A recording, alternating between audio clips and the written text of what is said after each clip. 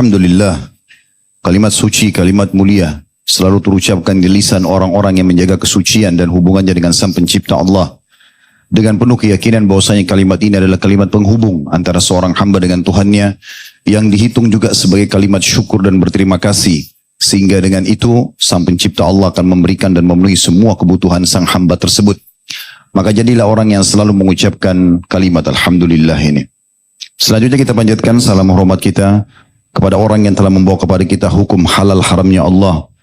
Manusia yang telah menghabiskan umurnya untuk mengemban amanah yang telah Allah pikulkan di pundaknya, dan semua sudah disampaikan sampai sebelum beliau meninggal dunia. Sebagai bentuk penghargaan, Allah subhanahu wa ta'ala memerintahkan seluruh orang beriman untuk mengucapkan salam hormat kepadanya dan diberikan imbalan yang sangat besar. Karena dengan satu kali salam hormat kepada manusia terbaik ini akan dibalas dengan 10 kali rahmat. Dan rahmat Allah meliputi segala sesuatunya. Pemenuhan kebutuhan, pengampunan dosa, solusi dari permasalahan, semua masuk dalam lingkup rahmat Allah subhanahu wa ta'ala.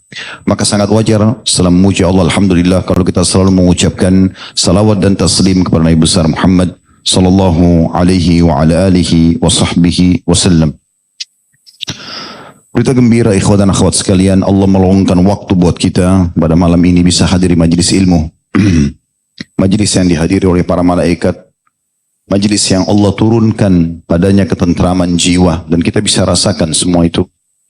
Penuh dengan penyampaian dan himbauan apa yang Sang Pencipta Tuhan kita inginkan.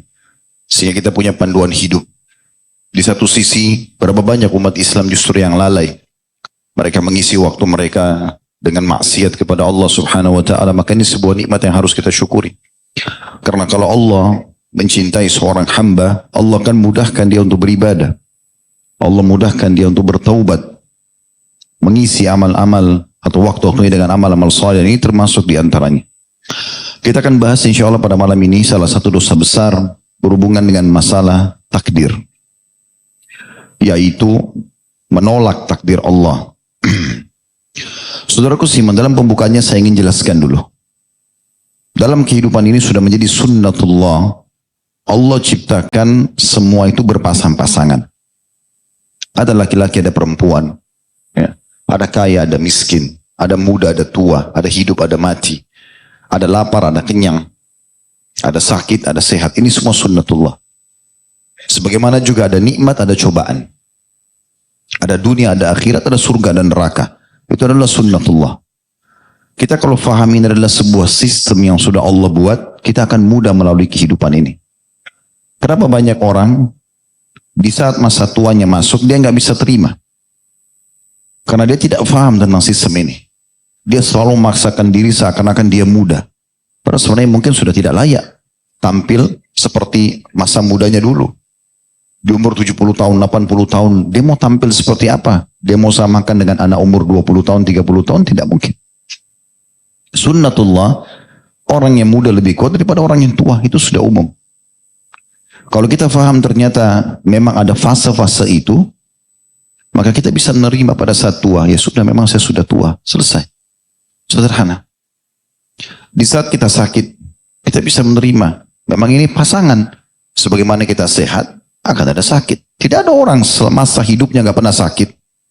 Ada orang di sini nggak pernah sakit? Coba angkat tangan. Saya mau kasih mikrofon biar cerita dia. Saya 40 tahun nggak pernah sakit. Oh, masya Allah. Nggak pernah flu, nggak pernah demam, nggak pernah sakit gigi, nggak pernah sakit kepala, nggak pernah keselio. Siapa? Ada nggak? Nanti kita siapin hadiah yang besar. Sunnatullah. Kalau antum fahamin adalah sebuah sistem yang Allah sudah ciptakan. Di saat sakit kita santai saja. Kita bisa terima. Nah, itulah Allah berikan untuk mengimbangi ini. Sunnatullah ini Allah berikan kita perangkat. Di saat nikmat ada, bersyukur. Di saat cobaan ada,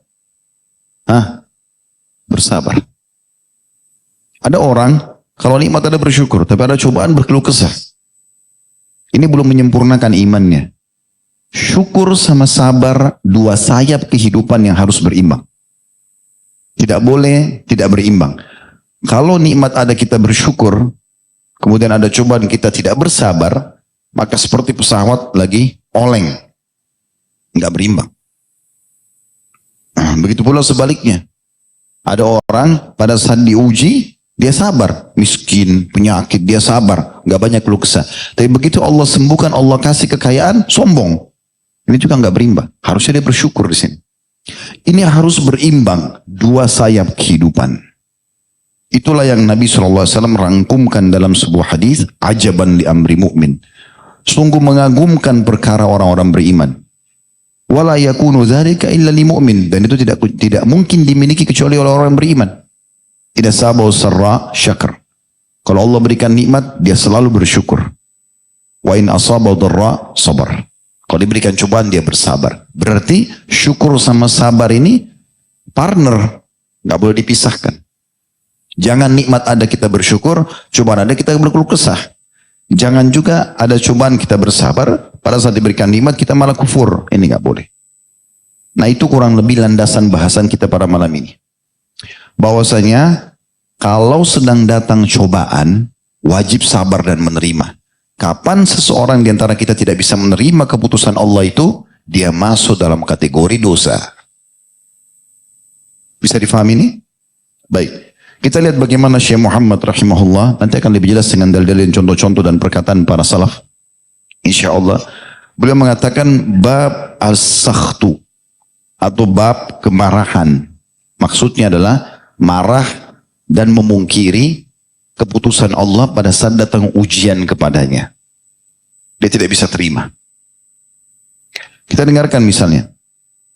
Beliau mengangkat dalil pertama surah At-Taghabun ayat 11. Di sini potongan ayat, wa may yu'min billahi yahdi qalbah. Barang siapa yang beriman kepada Allah, niscaya dia akan memberikan petunjuk kepada hatinya. Apa maknanya? Petunjuk kepada hatinya, petunjuk apa? Dengarkan, beliau mengatakan Alqamah rahimahullah berkata, huwa ar-rajulu tusibuhul musibatu faya'lamu annaha min indillahi fayarda wa yusallim. Artinya, yang dimaksud dengan Allah berikan petunjuk kepada hati orang beriman, ya, di sini bukan petunjuk untuk mengerjakan amal soleh. Dalam makna ayat ini, At-Taghabun ayat 11, beliau mengatakan, Al-Khamam mengatakan, yang dimaksud dengan ayat ini adalah seseorang yang ditimpa musibah, kemudian dia mengetahui bahwasanya musibah itu datang dari sisi Allah, maka dia ridha dan berserah diri. Ini poinnya. Contoh, teman-teman lagi tidur, bangun pagi, flu. Nggak usah keluh kesah, nggak ada gunanya. Karena keluh kesah tidak menghilangkan flu-nya. Ya. Apa yang terjadi? Alhamdulillah, Allah sedang uji saya. Oke, saatnya sekarang bersabar. Kemarin waktu sehat, bersyukur. Kan gitu. Maka di situ kita bisa menerima, kita ridho. Dikuatkan lagi dengan dalil-dalil yang lain. Bahwasanya semua jenis penyakit, semua jenis gangguan yang datang menimpa seorang mukmin akan jadi pembersihan dosa-dosanya. Ada beberapa dosa teman-teman tidak cukup dengan istighfar kita. Allah datangkan ujian kepadanya untuk membersihkan dosa-dosa tersebut. Penyakit kah, gangguan orang kah, orang utang tidak bayarlah. Ada saja tanpa sebab kita digibah, difitnah. Mungkin ada orang sampai tingkat disakiti. Bukankah Nabi SAW dilempari kotoran unta? Bukankah Nabi SAW dilemparin batu? Bukankah Nabi SAW dikatakan penyihir? Sampai Nabi SAW mengatakan, siapapun di antara kalian tertimpa musibah, ingat musibahku, maka akan meringankan musibah dia. Artinya beliau saja utusan Allah, dijaga oleh para malaikat, Allah awasin langsung, masih dilempari kotoran, masih dikatakan penyihir, ada ujiannya. Meninggal istrinya di masa hidupnya, sallallahu alaihi wasallam, meninggal anak-anaknya di masa hidup beliau. 3 anak laki-laki kesayangannya, Qasim, Abdullah, ya, kemudian Ibrahim, meninggal semua, masih kecil. Beliau berharap ada keturunan dari laki-lakinya, meninggal. Di masa hidupnya meninggal 3 anak perempuannya sekaligus, Ruqayyah, Ummu Kalthum, dan Zainab, meninggal semua. Yang hidup cuma Fatimah, meninggal semua. Cucunya Umamah meninggal di masa hidup beliau. Ujian-ujian datang. Ada di antara sahabatnya masuk Islam, Nabi SAW sambut pada saat masuk Islam, syahadat. Saking dekatnya dengan Nabi, Nabi jadikan sebagai penulis wahyu. Ternyata setelah itu murtad. Kembali ke Mekah, murtad, dan mengiklankan kemurtadannya. Tapi pada saat pembebasan kota Mekah, dia ulangi syahadatnya, Nabi SAW terima. Begitu. Hindun benci sekali dengan Islam. Sampai dia memotivasi pasukan orang-orang Quraisy untuk memutilasi korban Uhud. Para sahabat radhiyallahu alaihim. Pembebasan kota Mekah, Nabi SAW berikan syarat jangan ada yang dibunuh kecuali 9 orang. Maksud dalamnya Hindun. Tapi pada saat dia tahu berita itu, Hindun menyelip-nyelip masuk di antara wanita. Kemudian dia masuk dalam majelis tersebut, dia ingin dengar, Nabi ini sampai apa sih sebenarnya? Kok sampai pada tingkat semua orang Jazirah Arab beriman kepadanya? Maka Nabi ingatkan, saya membaiat kalian wahai para wanita. Tidak boleh berzina, tidak boleh bunuh anak kalian, tidak boleh ini dan itu. Waktu disebut tidak boleh berzina, di Mekah dulu ada tradisi orang yang berzina itu hanya budak-budak. Kalau wanita bebas tidak mungkin berzina. Itu aib besar bagi mereka pada saat itu. Maka Hindun nyeletuk. Dia bilang, ya Rasulullah, apakah wanita bebas juga berzina? Dia tidak sadar, dia ngomong. Nabi SAW lihat, Nabi bilang, Hindun ini harusnya dibunuh. Maka dia langsung bilang, asyhadu an la ilaha illallah wa anna Muhammad Rasulullah. Syahadat langsung. Apa yang terjadi? Nabi marah, Nabi bilang dia bohong, enggak. Nabi SAW senyum, menyambut keislamannya. Karena bagi beliau yang penting hidayah. Nabi SAW bisa gitu. Jadi jangan antum baru digibah dengan 1 orang, baru 2 orang, sudah 1 dunia tahu beritanya.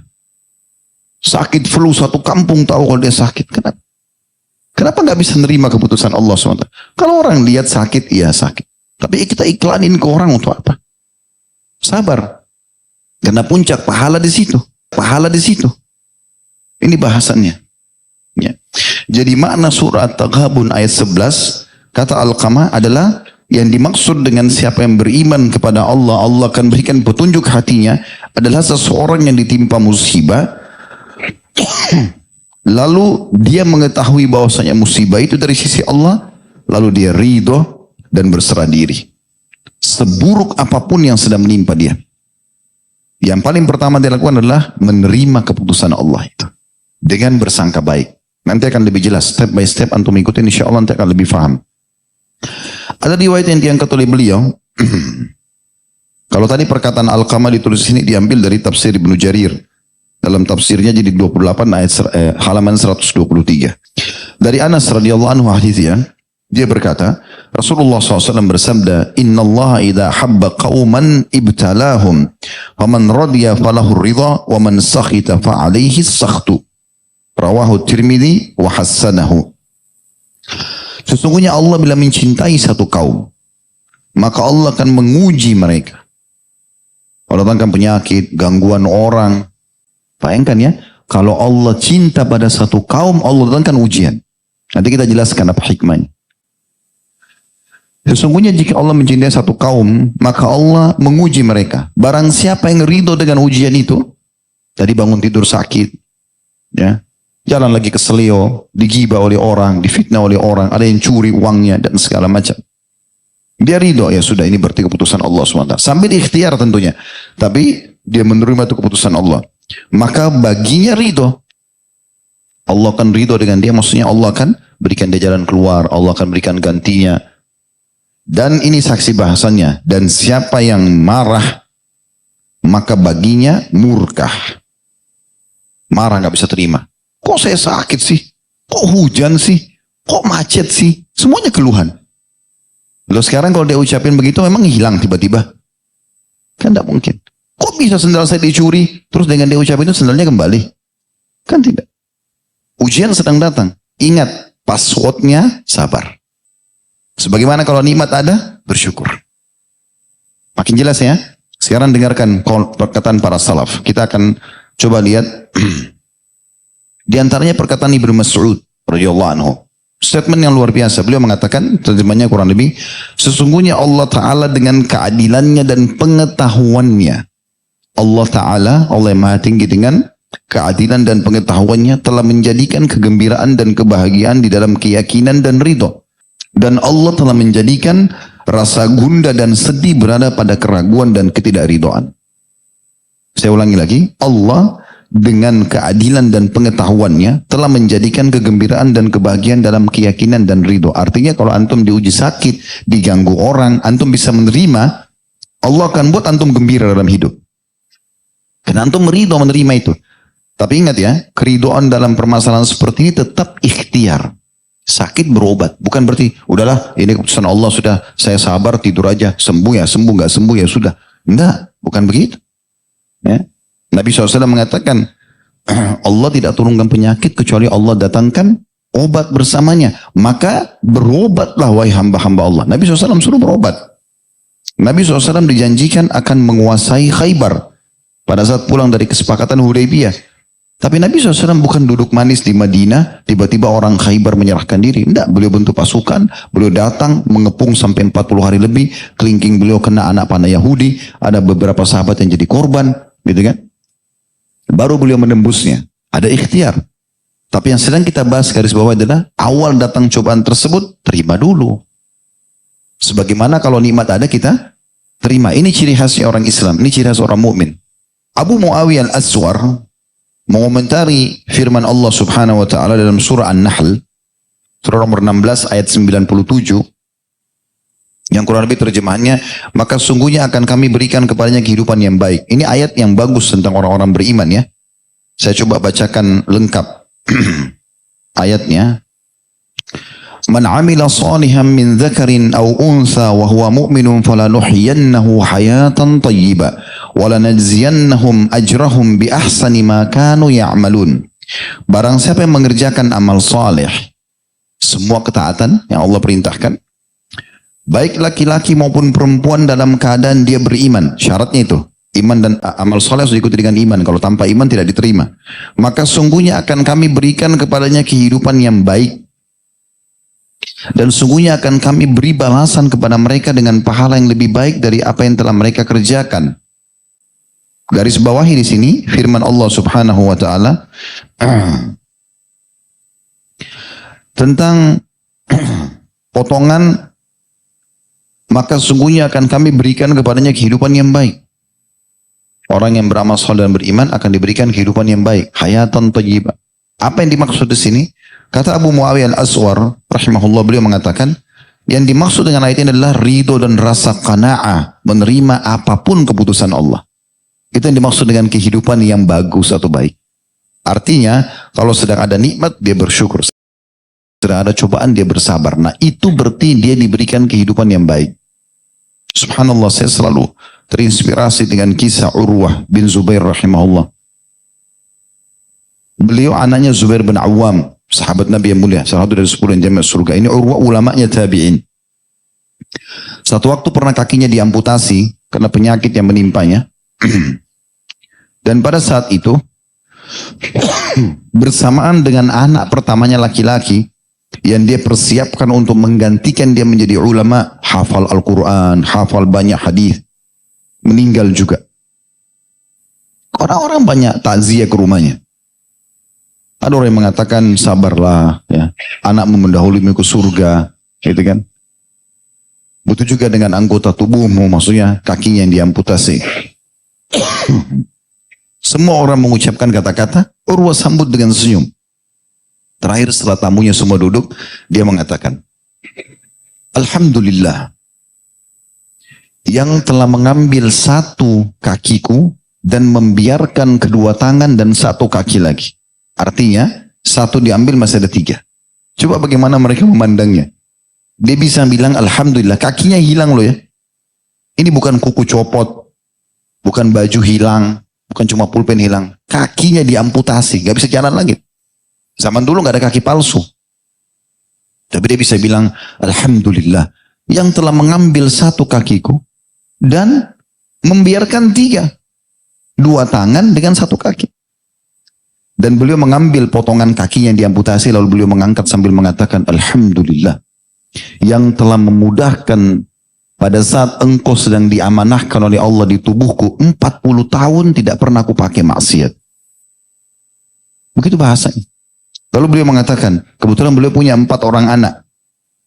Beliau mengatakan, Alhamdulillah, Allah mengambil 1 anakku, Allah masih meninggalkan 3 untukku. Maka segala puji bagi Allah atas sebuah nikmat itu. Coba bayangkan. Itu level yang luar biasa tuh. Di saat cobaan datang, dia masih bisa bersabar dan bersangka baik dengan Tuhannya. Katakan kita sebutkan beberapa contoh dalam Al-Quran yang tidak asing sama antum. Bagaimana di pandangan orang pada saat itu sebuah musibah. Tapi ternyata di akhirnya dilihat adalah sebuah nikmat yang melimpah. Berapa kali terjadi dalam hidup seseorang, dia tadinya mau nikah sama fulan, terus tidak jadi. Mungkin dia menyesal awalnya, tapi setelah berjalan waktu baru dia tahu ternyata musibah ini orang. Gitu. Kalau dia jadi menikah mungkin jadi masalah buat dia. Sebelum pandemi dulu pernah saya ceritakan itu ya, salah satu dokter di Ummul Qura pernah menyampaikan dan saya dengarkan secara langsung. Beliau mengatakan ada kisah tentang seseorang mau menikah dengan wanita dan dia sangat mencintai wanita tersebut, dia melamar diterima, gembira sekali. 2 bulan sebelum pernikahan, sudah tentukan nih 3 bulan sebelumnya, 2 bulan pas sebelum pernikahan, perempuan itu batalkan. Tanpa sebab. Dia panggil orang tuanya, pokoknya saya tidak mau nikah sama laki-laki, dia tolong batalkan. Disampaikan ke laki-laki itu bilang sama orang tuanya, ada apa? Gak tahu, kami juga tidak tahu. Di lobi, dia berusaha bilang perempuan itu tidak mau tahu. Kata Dr. Muhammad, dalam penyampaian beliau, saya lihat sendiri teman saya ini. Setiap kali sholat, setiap antara azan dan iqamah, doanya itu, ya Allah, lunakkan hati wanita itu biar nikah sama saya. Karena dia mau sekali. Sampai kata Dr. Muhammad, saking piluhnya dia berdoa, sampai saya bilang, ya Allah kabulkan. Gitu. Karena kesian sekali gitu. Maka Dr. Muhammad bilang, saya baru tahu hikmah dan kasih sayang Allah pada teman saya ini justru pada saat wanita itu nikah sama laki-laki lain. Karena teman saya ini orang soleh, dia bilang, sholat malam, bersedekah, penuntut ilmu, baik sekali orangnya gitu. Apalagi dalam ibadah dia, dalam doanya dia betul-betul menghadirkan hatinya, memohon kepada Allah. Maka pada saat itu dia bilang, setelah lewat hari H yang tadinya akan ada akad nikah, ya, menikahlah wanita tersebut dengan laki-laki lain. Subhanallah, bulan pertama menikah, dideteksi wanita ini punya kanker payudara di sebelah kanan. Dan tidak ada solusi lain kecuali harus dipotong. Ini kejadian nyata di Saudi. Jadi baru 1 bulan nikah tidak ada payudaranya 1. Kemudian bulan kedua, ternyata kanker itu sudah menyebar di payudara yang kedua, maka harus dipotong juga. Baru 2 bulan menikah tidak ada payudara. Di bulan ketiga kata beliau, ini kisah nyata. Ada masalah di urat bagian belakang otak wanita ini yang membuat kedua matanya buta. 3 bulan. Bulan keempat meninggal wanita itu. Kata Dr. Muhammad, Maha Suci Allah yang telah memperlihatkan kepada saya secara langsung bagaimana Allah cintanya pada hambanya. Padahal tadi bagi dia ini masalah kalau tidak dikasih gitu. Tapi ternyata kata dia kalau teman saya menjadi menikah mungkin cuma jadi susternya saja. Merawat perempuan tersebut. Dia tidak bahagia. Maka Allah selamatkan dari awal. Berapa banyak kejadian begitu. Ada orang menikah dengan seseorang. Dia tidak jadi menikah. Ternyata memang terbukti orang itu mandul. Atau terbukti orang itu pendusta. Atau banyak hikmah. Yang penting kita sedang berada di rel Allah SWT. Allah punya cara menyelamatkan. Selalu sangka baik. Gitu kan. Kita nggak jadi kerja di satu perusahaan. Langsung aja sabar. Ya sudah. Saya ikhtiar yang lain. Udah. Nggak usah jadikan beban. Sa'id bin Musayyib rahimahullah mengatakan kalimat, saya telah bertemu sama satu kaum, maksudnya para sahabat Nabi, ridwanullah alaihim, yang kalau mereka kehilangan apapun dari dunia ini, sebesar apapun di mata manusia secara umum, maka tidak ada nilainya di mata mereka. Kehilangan harta, tidak jadi menikah sama si fulan atau fulana, tidak jadi bekerja, pokoknya semua urusan dunia, tidak ada artinya bagi mereka. Tidak ada masalah. Tapi mereka akan merasa rugi sekali di saat mereka ketinggalan 1 kali sholat berjamaah. Urusan akhirat, nah itu sahabat sedih. Sampai Umar bin Khattab, radhiyallahu anhu pernah ketinggalan sholat asar berjamaah, beliau bersedekah kalau saya tidak salah 800.000 dirham. Abdullah bin Umar anaknya pernah ketinggalan sholat berjamaah juga sekali, maka beliau ganti dengan sholat malam semalam suntuk. Dia hukum dirinya, dia nggak tidur, semalam suntuk dia sholat malam. Itu yang mahal bagi mereka. Nah ini yang harus kita tanamkan teman-teman. Tidak jadi nikah sama fulan, tidak jadi bekerja, tidak dapat makanan favorit, sudahlah biarin aja. Ganti yang lain, selesai. Simpelkan aja hidup. Kenapa kalau tidak dapat makanan di restoran itu sudah seperti kiamat terjadi? Hah?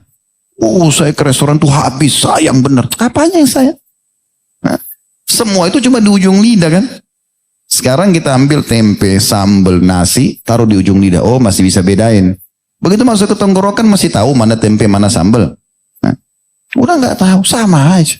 Yang penting halal dan thayyib, selesai. Mudahkan aja. Ya. Tidur di mana, makan di mana, yang penting halal, mudahin saja. Dunia sebentar. Bagi orang beriman begitu. Tidak ada beban bagi mereka. Ali bin Abi Thalib dalam sebuah kejadian pernah melihat Adi bin Hatim, sahabat ridwanullah alaihim, sedang bersedih. Lantas Ali bertanya, mengapa aku melihatmu sedih dan gundah gelana seperti orang yang gelisah? Kata Adi, perhatikan keluhannya ya. Dia bilang, apa yang bisa mencegahku untuk bersedih? Wahai Ali, putra-putraku semua terbunuh. Dia punya beberapa orang purta, terbunuh semua. Sedangkan kedua mataku juga tercukil. Dia kebetulan ikut perang, matanya dicungkil dua-dua oleh musuh. Anaknya mati, matanya buta. Apa kata Ali? Wahai Adi, barang siapa ridho dengan takdir Allah yang menimpanya, maka dia akan mendapatkan pahala. Artinya kalau kau ridho ini, Allah sudah putuskan begini, ya sudah kau jalani dan sabar sambil ikhtiar, kau dapat pahala. Karena gundah gelisah, keluh kesah, tutur kata yang keluar yang tidak jelas, nggak menjadikan solusi. Nggak hidup lagi anaknya, nggak bisa kembali lagi matanya, kan begitu. Barang siapa yang, wahai Adi, barang siapa yang ridho dengan takdir Allah yang menimpanya, maka dia akan mendapatkan pahala. Namun barang siapa yang tidak ridho dengan takdir Allah, maka pahala amalnya akan hilang. Abu Darda berkata radhiyallahu anhu, pada saat dia mengunjungi seseorang dan orang itu pada saat menjelang sakaratil maut, dia memuji-muji Allah. Alhamdulillah, ya Allah terimalah amalku, ya Allah maafkan dosaku, sampai orang itu meninggal. Kepada orang itu meninggal, kata Abu Darda radhiyallahu anhu, sungguh orang ini telah berbuat sikap yang benar. Sesungguhnya Allah Azza wa Jalla telah memutuskan sebuah takdir, maka dia senang jika disambut dengan ridho. Takdirnya dia akan meninggal, dia lagi sakit, ya sudah. Karena dia ridho, maka Allah suka kalau ada keputusan yang dia kasih, baik itu dalam bentuk nikmat disyukuri atau cobaan dia bersabar, maka Allah suka itu diterima. Nggak boleh nikmat ada kita terima, cobaan ada kita tidak terima. Tidak boleh, harus berimbang sebagaimana saya bahasakan tadi. Kapan antum tidak berimbangi, pungkiri cobaan Allah Subhanahu wa taala seakan-akan tidak bisa terima, maka disitulah dosa yang sedang kita bahas. Al-Hasan Basri rahimahullah berkata, barang siapa ridho terhadap apa yang dibagikan kepadanya, dari paras wajah, postur tubuh, warna kulit, bentuk mata, bentuk bibir, gigi, apalah, ya, kemudian pekerjaan, ibunya, orang tuanya, ayah ibunya, keadaannya semua, pokoknya dia terima. Sambil dia ikhtiar, kalau itu ada masalah, dia ikhtiar untuk mencari jalan keluarnya. Tapi dia terima dulu. Barang siapa ridho terhadap apa yang dibagikan kepadanya, maka Allah akan melapangkan dan memberikan berkah kepadanya pada apa yang dia terima. Dan barang siapa yang tidak ridho, maka Allah tidak akan melapangkan dan tidak memberikan berkah kepadanya untuk apa yang dia terima.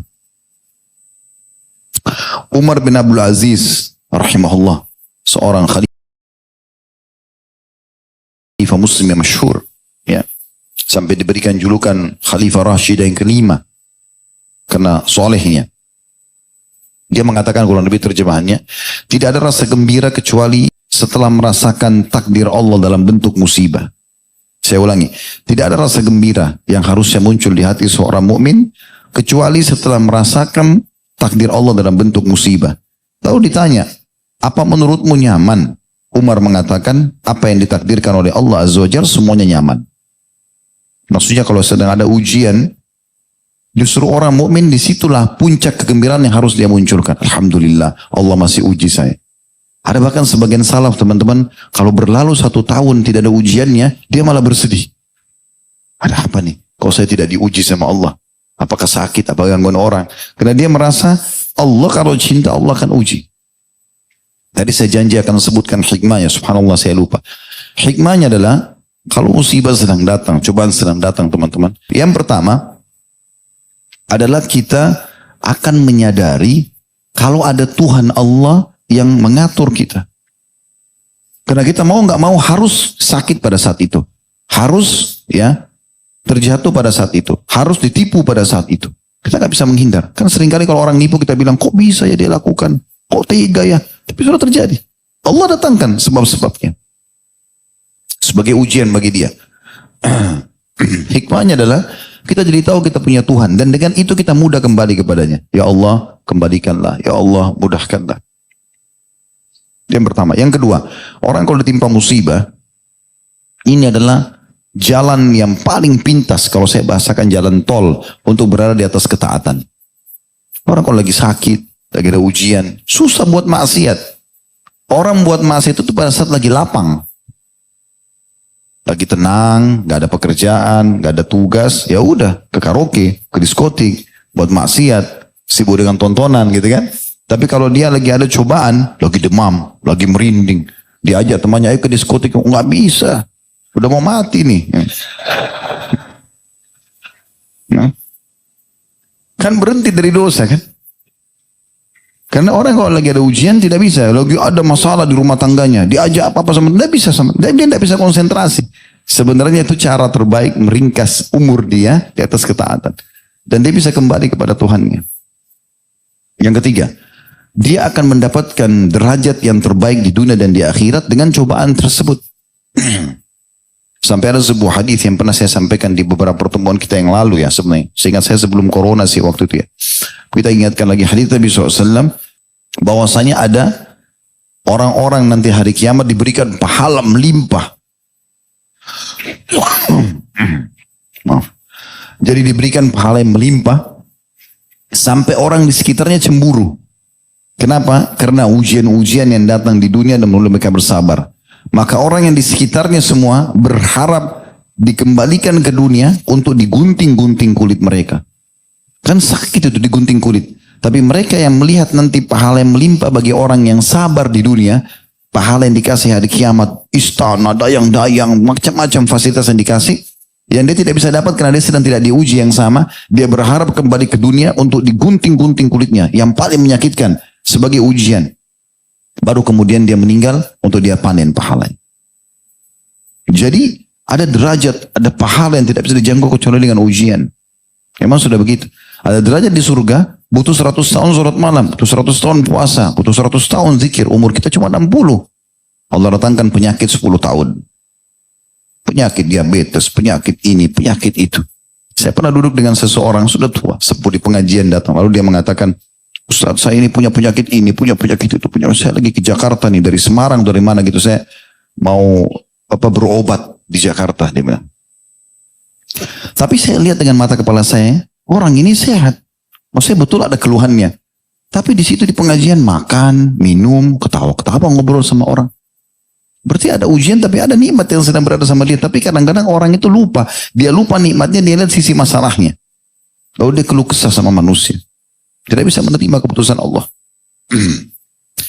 Abdul Wahid bin Zaid rahimahullah berkata, ridho itu merupakan pintu Allah yang paling agung. Ridho terhadap keputusan Allah, cobaan Allah adalah pintu Allah yang paling agung. Jadi pintu untuk meminta balasan dari Allah, solusi dari Allah, justru pada saat kita ridho dengan ujiannya. Saya ulangi, ridho itu adalah merupakan pintu Allah yang paling agung. Surga dunia dan waktu istirahat bagi orang-orang yang ahli ibadah. Sebagian ulama juga mengatakan, di akhirat Allah Ta'ala tidak akan melihat derajat lebih tinggi daripada derajat yang dimiliki oleh orang-orang ridho. Barang siapa yang telah diberikan sifat ridho, maka sesungguhnya dia telah mencapai derajat yang paling utama. Yang paling utama. Ya. Kemudian teman-teman sekalian, ada firman Allah Subhanahu wa taala yang menguatkan apa yang kita bahas ini setelah perkataan para salaf tadi. Kadang-kadang di mata kita itu buruk tapi baik di sisi Allah Subhanahu wa taala. Kadang-kadang baik di mata kita, buruk di sisi Allah Subhanahu wa taala. Tergantung bagaimana caranya Allah yang memandangnya. Kita tinggal tahu menerimanya dan bersangka baik dengan Allah. Yaitu firman Allah dalam surah Al-Baqarah ayat 216.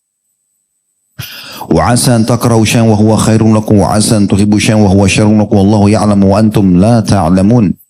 Boleh jadi kamu benci sesuatu padahal ia amat baik bagimu. Dan boleh jadi pula kamu menyukai sesuatu padahal ia amat buruk bagimu.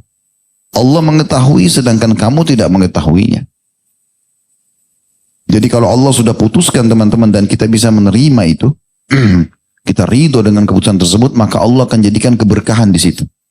Nah contoh banyak sekali kisah dalam Al-Quran. Kisah tentang ibunya Nabi Musa alaihissalam. Pada saat Fir'aun mimpi kerajaannya hancur, para penasihatnya mengatakan lahir dari Bani Israel yang akan meruntuhkan kerajaan Anda. Di saat itu dia suruh bunuh anak-anak laki-laki dari Bani Israel. Setahun dibunuh, tahun depan tidak dibunuh gitu. Nah pas Nabi Musa lahir, itu tahun yang dibunuh anak-anak kecil. Allah ilhamkan di hati ibunya Nabi Musa AS untuk taruh dalam sebuah wadah, ditaruh di sungai Nil. Pada saat itu Allah gambarkan bagaimana gelisahnya hati ibunya Nabi Musa AS. Kata Allah, kalau bukan kami tetapkan kokohan dalam hatinya, maka mungkin dia akan tidak sadarkan diri. Setelah itu apa yang terjadi? Hikmah Allah subhanahu wa ta'ala. Subhanallah, Fir'aun pada tahun itu bersama dengan istrinya Asia, yang nanti beriman kepada Nabi Musa AS, tidak punya anak. Setiap kali Asia hamil, gugur. Sampai ibunya Fir'aun suruh Fir'aun nikah dengan istri yang kedua. Nikah lagi. Istrinya dua, Asia istri pertamanya. Istri yang kedua dinikahi ini sama, setiap hamil keguguran. Sampai sudah menjadi keyakinan Fir'aun pada saat itu tidak punya anak, tidak bisa punya anak. Allah SWT datangkan ujian kepada dia supaya dia sadar gitu, karena dia mengaku Tuhan gitu kan. Pada saat itu subhanallah dengan hikmah Allah, geranda yang ada Nabi Musa alaihissalam itu mampir di sebelah istana. Di bagian belakang istana yang ada Asia duduk di situ. Para budak-budak wanita melihat lalu mengatakan, Tuan ini ada kotak isinya bayi. Tapi pengawal-pengawal Fir'aun itu yang tugasnya mengeksekusi membunuh anak-anak bayi, itu bisa tahu beda bau badannya Bani Israel atau bayi yang lain. Bayinya suku Kipti. Coba bayangkan saking jelinya mereka. Jadi disembunyikan dimanapun bayi Bani Israel, mereka tahu ini pasti Bani Israel. Dari bau badannya. Dan kalau dari suku Kipti, sukunya Fir'aun, mereka tahu ini suku Kipti. Walaupun disembunyikan. Maka begitu dicium bau badan Nabi Musa, ini Bani Israel. Mereka mau tebas. Kata Aisyah, jangan dulu. Panggil suami saya, panggil. Fir'aun begitu lihat, bunuh. Kata Asia, sebentar, kita sudah lama menikah, nggak punya anak. Istri keduamu juga nggak punya anak. Ini tiba-tiba anak ini datang. Kalau kita minta ke Bani Israel, belum tentu kita dikasih. Kenapa kita nggak angkat jadi anak? Akhirnya Fir'aun terima. Tumbuh besar Nabi Musa di istana. Ya kan? Sampai tidak mau menyusui, kecuali oleh sama ibunya. Asia gelisah, sampai akhirnya ibunya tawarkan diri, ibunya susui. Sampai tumbuh besar, dan nanti akhirnya ketahuan. Tapi hikmahnya luar biasa. Hanya Nabi Musa tinggal di istana itu. Bagaimana kisah anak kecil yang dibunuh oleh Nabi Khidir? Surah Kahfi antum selalu baca malam Jumat atau hari Jumat. Selalu diulang-ulangi. Nabi Musa minta belajar kepada Nabi Khidir karena dia pernah bilang, tidak ada orang di muka bumi Allah yang paling pintar mengalahkan saya. Kata Jibril AS pada saat datang, hai Musa, Allah berfirman kalau ada yang lebih pintar daripada kamu. Datanglah ke sini, dan ke situ dikasih isyarat tentang tempatnya Nabi Khidir. Pergilah Nabi Musa ke sana, lalu kemudian dia mau ingin belajar. Nabi Khidir mengatakan, syaratnya ada satu. Jangan kau tanya apapun yang saya kerjakan. Nah di antara yang dilakukan adalah, yang pertama jebolin kapal, terus yang kedua membunuh anak kecil. Nah waktu bunuh anak kecil belum balik. Kan tidak masuk akal. Tapi Nabi Khidir gak banyak bicara, langsung bunuh selesai. Nabi Musa pungkiri. Sudah Nabi Khidir mengatakan, kan sudah saya bilang jangan tanya. Kalau kau nanya berarti berhenti nih. Baik, saya tidak akan bertanya lagi. Kejadian yang ketiga, masuk ke satu negeri, satu kampung, ada tembok mau rubuh, kemudian mau diperbaiki oleh Nabi Khidir. Nabi Musa mengatakan dia tidak tegur, cuma kasih masukan. Dia mengatakan, kan penduduk negeri ini tidak terima kita sebagai tamu. Kalau kau perbaikin tembok ini, mintalah supaya kita diberikan izin untuk tinggal di sini. Maka Nabi Khidir mengatakan, mulai sekarang kita pisah, gak bisa lagi. Karena kau bertanya, belum saya jelaskan syarat belajar itu. Dengarin dulu semua, nanti saya akan jelaskan. Maka baru dijelaskan. Kalau kapal yang saya bolongin itu, karena di situ ada raja-raja yang memang selalu mengambil kapal-kapal yang bagus. Kalau saya bolongin sedikit, dia lihat ada cacatnya, dia tidak akan ambil. Lain-lain ini kesian. Allah yang suruh itu, bukan saya. Nabi Musa tadi tidak paham. Kemudian anak kecil yang saya bunuh, karena anak kecil ini, nanti kalau dia besar, dia akan ajak orang tuanya kufur. Sementara ibu bapaknya orang saleh. Maka Allah perintahkan saya membunuhnya. Saya tidak berdosa karena Allah yang suruh anak kecil ini meninggal belum balik, dan ayah ibunya akan digantikan anak yang saleh. Kalau tembok itu saya tidak minta balasan karena memang Allah yang suruh di bawah tembok itu ayah anak. Tembok itu pemiliknya anak yatim. Ayahnya waktu meninggal menanamkan harta di situ buat mereka. Jadi saya perbaikin tuh jangan sampai tembok itu rubuh, masyarakat berebut harta karun itu. Nanti kalau mereka sudah balik, baru Allah rubuhkan, mereka akan ambil hak mereka. Jadi hikmah-hikmah yang luar biasa terjadi di situ. Banyak sekali terjadi. Nah ini, dan ada sekian banyak kisah teman-teman sekalian berhubungan dengan masalah-masalah hal ini. Tapi ketahuilah, semua itu pasti dengan hikmah Allah subhanahu wa ta'ala, tinggal bagaimana kita bisa menerimanya. Allahu a'lam.